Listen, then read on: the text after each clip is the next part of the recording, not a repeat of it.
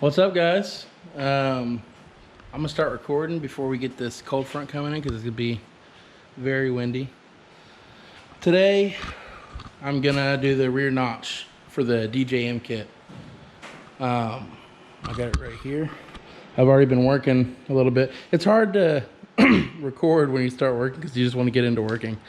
I've been learning that. So, you got your two notches. Oh shit, that was almost bad. And I don't know if you can tell, one side's longer than the other. That longer side's gonna go towards the rear. So this is the driver's side, like that. So made a template, cut out my little thing here, it goes that way. Cut out my little template right there. Poke my holes in so I can reverse use it. I can use it on the front for this side and that way on this side. Give me a good idea of how I need to cut it. And if you guys know what a plumb bob is,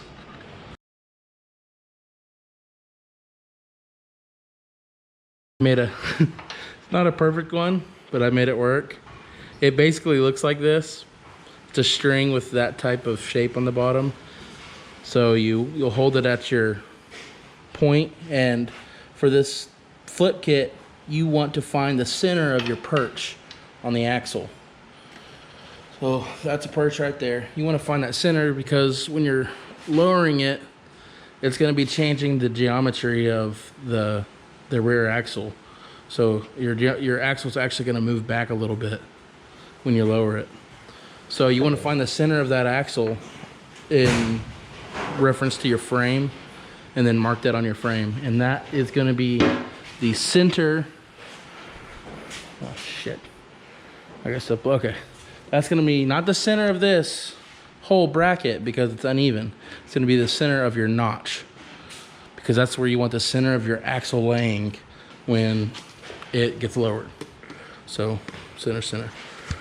And you'll line this up. You want to make sure your bolt holes are going to be able to go through the frame. They make it perfect where it rides right there and rides right there. So you don't really have much room for up and down. So you gotta make sure it's perfect before you go.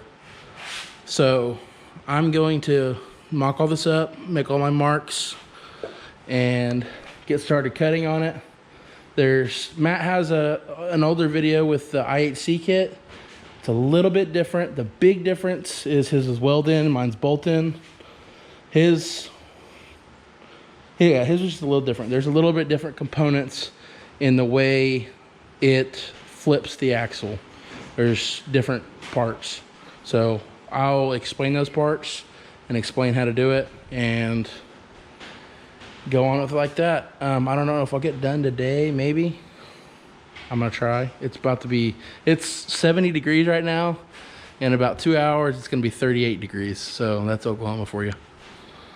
Okay, I'm gonna put you guys on time lapse. Hopefully the tripod doesn't blow over and we're gonna get to it. So, see you in a second.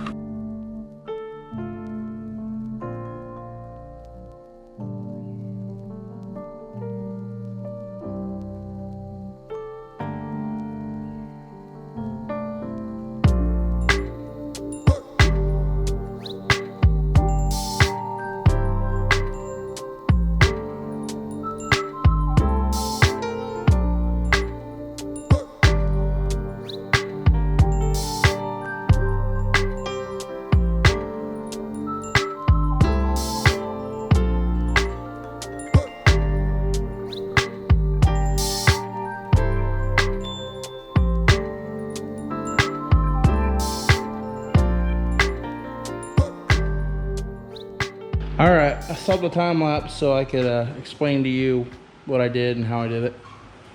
Okay, so cut it out. When you do cut it out and you get your shape, you don't gotta be perfect with this cut. A little bigger is better. It's gonna give you more room to adjust. You wanna cut it your shape And then when you're cutting the inside of the frame, because your frame's shaped like a U, you want to cut diagonal where this is straight. Cut diagonal so you have a little bit of room to go all the way up, because that angle piece is going to sit a little bit below your frame. So if you had it straight, you wouldn't be able to get it all the way up. So cut it a little bit at an angle the first time so you don't got to go back. Like me and Matt and me on the other side of the low country did. I forgot about it, so I had to redo it. So get that, get you a, don't get this little baby C-clamp, get a big one. Get a big C-clamp, mark it in place where you want it. Make sure you're all even on your spacing. Check behind there. Make sure there's nothing gonna interfere with the bolts. And then you can start drilling. I recommend using, if you don't have good cordless tools, like I have good Milwaukee stuff, but all my batteries are dead right now because I'm too lazy to put them on the charger. So I had this powered one, corded, a little hammer and regular drill, and use a 1/2 inch drill bit. That's what size holes they are. And hit it. I recommend getting some cutting lube, some beeswax, some WD-40, whatever you have. Make it go smoother, because it's a bitch to drill through.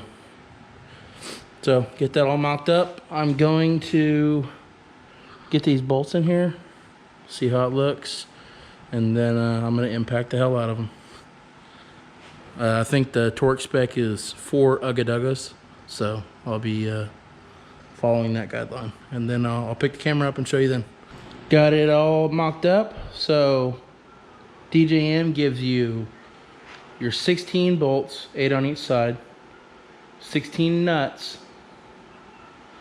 and they're like the lock nuts. And then they give you 16 washers.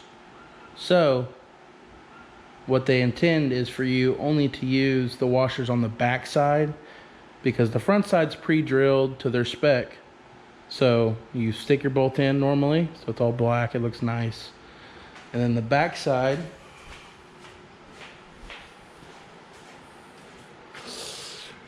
we got the washers and then the nuts. So what I'm gonna do is I'm gonna stick a wrench on them. I'm gonna stick an impact on the other side, and I'm gonna tighten them as tight as I can. Make sure the mount is level, and we should be good. And I'm gonna time lapse and do the other side. I started on that side because it's way easier. There's nothing running the frame rail. This side you have a lot of brake line crap and your e-brake you got to worry about and all that. So you gotta, so I'll just explain it now. 2 12s, take those off. It removes this bracket for the little splitter right there. Move out of the way. You got to kind of forcefully bend these lines back where you'll have plenty of room to cut. You do not want to cut them. It's a pain in the ass if you do cut them. So don't cut them. Make sure everything's out of the way before you start cutting. Check the back several times before you start. And then I had to do it on that side too. I didn't tell you about that. There's a factory bump stop. And that's 2 16s inside the frame. Take those out. It's a stud inside that, so you don't got to worry about putting a wrench on it. And then a cool thing that Matt's didn't get, that I forgot to tell you, bump stops. His is really close to the inside because the 8, but you can see it. Yeah, so there's a threaded hole right there. I think, nope, it's not threaded. So there's a nut or something I got to put on the back side and sit in there all cool like that. So I don't got to worry about clanging on the back. Not that I'm worried at all, because I won't be that low, and I also have really, really good shocks. So do that. I'll time lapse you for that, and then we'll come back and maybe start doing the flip. I might go get my neighbor and have him come over here and help me. He's my buddy, and he's a diesel mechanic, so maybe he can handle this. Yeah, we'll flip it and then do shock relocators and all the fun stuff.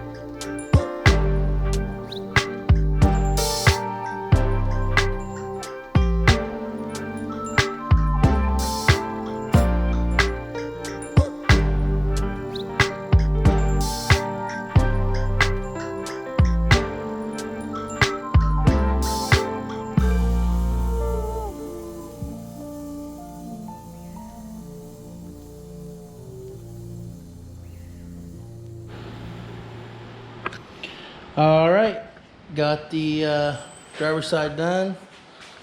I'm a little off on this one, but I would recommend, where's my drill at? I would recommend you can get them at Harbor Freight for cheap. I got a Milwaukee one because I'm a Milwaukee butthurt. Step bit, get you a step bit. So I didn't have a good 1/2 inch. I had 1/2 inch drill bits, but they're all burnt up because I used to do audio video, and that's like the #1 bit for wall anchors for TV mounts. So all mine were burnt up. So I used a little bit smaller drill bit, and then I just stepped it up to a 1/2 inch, which that makes it so easy. It cuts like butter. I don't know what it is. I don't know if it's just I have crappy drill bits, probably that, but it's a little bit tough to drill into. And I got a little misaligned. So make sure you're lined up before you do it, unlike me. It's fine. It's just like a 1/16 off. Not a big deal. So I wallered out my holes on both sides. I did that and got them in. Tightened it up. And, oh yeah, I forgot to mention, on the bump stops, there is a lock washer with them in the bag. So install those because it's gonna be a lot of vibration. So tighten those up, and I got an empty bag, which is a very good sign. You never want extra parts at the end of an install because then you get real worried. So all my parts are in, and I think I'm ready to do the flip kit. Take a break and maybe eat something. I'm drained right now. Let's see, I started at about 11, and it's 3, and it was 66 when I started. Now it's 48. So, and it's just getting colder. All right, it's about 4 days later. I wasn't slacking, I was working, just not recording. I finished this right side. I finished the whole thing. It's where it's gonna sit. And I went to go start on this interior. What the hell? I don't know how long he's been in here. Anyways, we got a surprise guest today. I don't know if you guys know him or not. Hey, so, my sweatpants are really cool. Check them out. Look. Wow.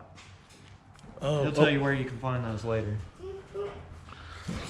All right. So, as I was saying, the whole thing's done. It's low. It looks lower than Matt's. I don't know if it's because it's a long bed or what, but it looks ridiculously low. It looks low for sure. Oh, tell him about the leveling. Oh, and so we learned from our mistake on the other one. I don't know. Matt found out that the bed was resting. Yeah, the bed was resting on the tires the last time we set it on. So that was part of the illusion. On the low country. So unlevel. But we had that theory of, because everybody talks about the Chevy lean. So James had the theory of, well, why don't you just offset your shackles and have one set up higher than the other? So yeah, so usually this left side, I don't know if it's the gas tank or the how everything settles. Yeah, this is a giant gas tank on the long bed. But anyways, the left side sits lower than the right side most times. So what I did is raise this up 1 inch and kept that at a full 8 inches. So hopefully, if my level doesn't lie, it's level right now. Oh yeah. No, so it's not testing it. He did put a level on top of the truck in the middle of the cab, and the level of the bubble was in it's perfectly, and I put it down here too, and the same thing. So it works. So I mean, theoretically it works. We don't know if your shop is we'll 80 see. degrees off, but I don't know. It might be. So what I wanted to explain was, and I didn't record, was the shock relocation, because Matt didn't have that kit, and it's pretty cool. that So- might have an effect on my drop too. Yeah, I think it does. It lowers it quite a bit where you get all that angle. So it comes with that. I showed you guys that earlier. It comes with that little bracket right there. You set it behind the factory mount. You drill a 3/8 hole through the factory mount, and it has a lock nut. Bolt it to it, and it makes your shock sit like, I don't know, that looks like 4 inches lower Yeah. than the regular one. So Matt's shocks are like that.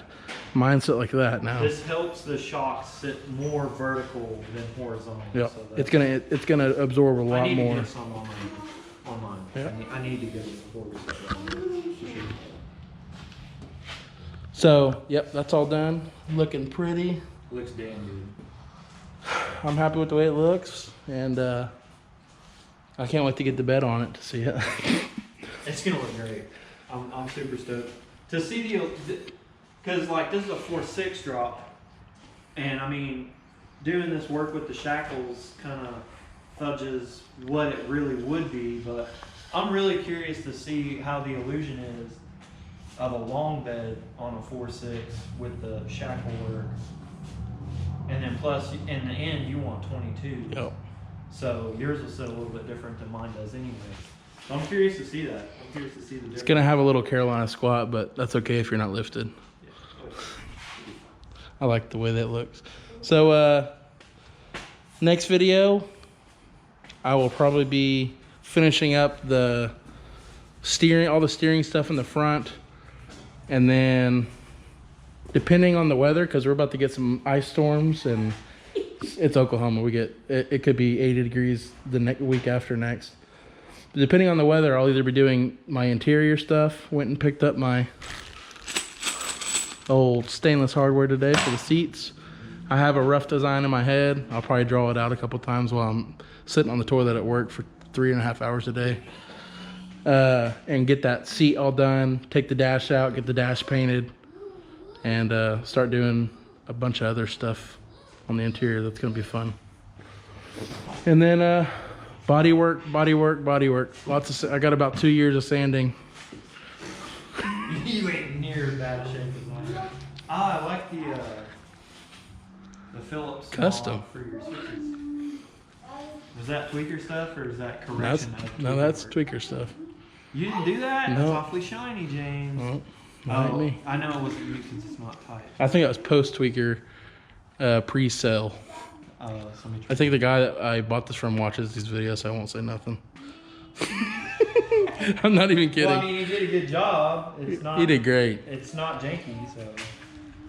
Hey, by all means, I will always blame everything on tweaker because they're bad. They're rough on vehicles. They do things that a lot of people will never be able to fix. She's getting there. You're in the same boat I was in when I didn't have my bed or fenders on. So it's You like, can't really tell. Is it really low or? Well, I've been searching everyone else's 4.6 drops on, or 4.8 drops on long beds, and I've been trying to compare like the caliper height compared to the bed. I was like, does mine sit that low? No, But yeah. Well, and plus you noticed on mine it got lower when you put the fenders. Oh yeah, there's gonna be a lot more weight on there. So that'll help you about probably an inch worth. The bed's probably good for about 3/4 of an inch worth of weight back here. Maybe. All right, guys, I am happy with how that turned out, and I will be buying DJM products again because they got really cool stuff. So you guys go to MattyXBuilds, the Shopify.com. Always linked in the description. It's Always. for Every single video. a million questions that we get asked about that. Always linked. Get the pants, get the hoodies, get the hats, get the, I don't have the stickers in here, but get the stickers. Get everything so we can do more stuff. We're having everything. Had a lot of people ask about beanies. Buy the stuff so we can do more. Oh yeah. Oh yeah, baby. Yeah, I gotta start paying James. He does too much. Y'all want to see more cool stuff? You got to support us.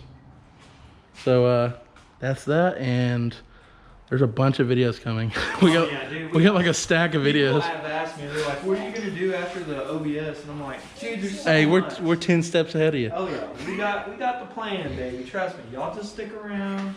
Keep your popcorn stocked up. Keep a comfy couch around. And tell your friends. Oh yeah, tell your friends. Oh.